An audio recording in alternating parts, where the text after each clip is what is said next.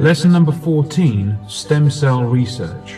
By the end of this lesson, you should be able to describe stem cell research and therapies, and describe the use of stem cells as possible treatments for diseases such as Parkinson's disease. Once fertilized, an egg cell soon divides into two by mitosis. Repeated divisions follow and a hollow ball of cells called the embryo develops. The cells on the inside of the embryonic ball are all the same. They are embryonic stem cells. Stem cells are unspecialized. However, as cell division continues and the embryo develops into a fetus, the cells begin to change into the different types of cell that form the tissues and organs of the body. The process is called differentiation. Once differentiation is complete, the fetus grows into a fully formed baby. Even as adults, some of our stem cells remain. For example, there are adult stem cells in the bone marrow, found in the hollow center of the leg bones and arm bones. These give rise to blood cells, replacing old, worn-out cells with new ones.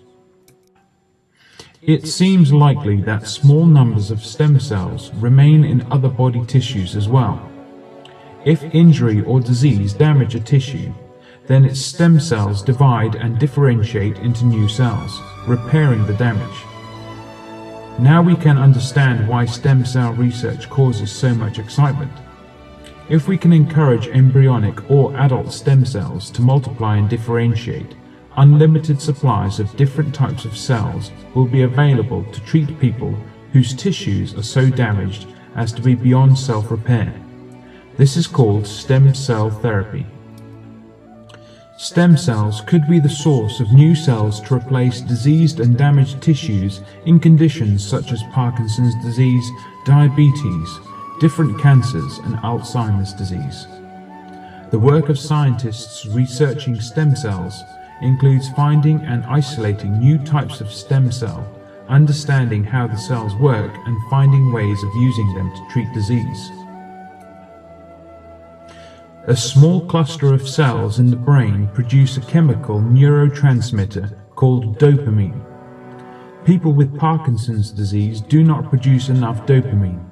Their movements are jerky and uncoordinated because the lack of dopamine affects muscle control. In 1999, US scientists took 10 to 15 healthy stem cells from the brain tissue of a person suffering from Parkinson's. These unspecialized cells were grown in a solution of all the substances needed to keep the cells alive, and were encouraged to differentiate into the type of cell which produces dopamine. These cells divided by mitosis into millions of cells which were put back into the person's brain tissue. The person's muscle control improved by 40 to 50%.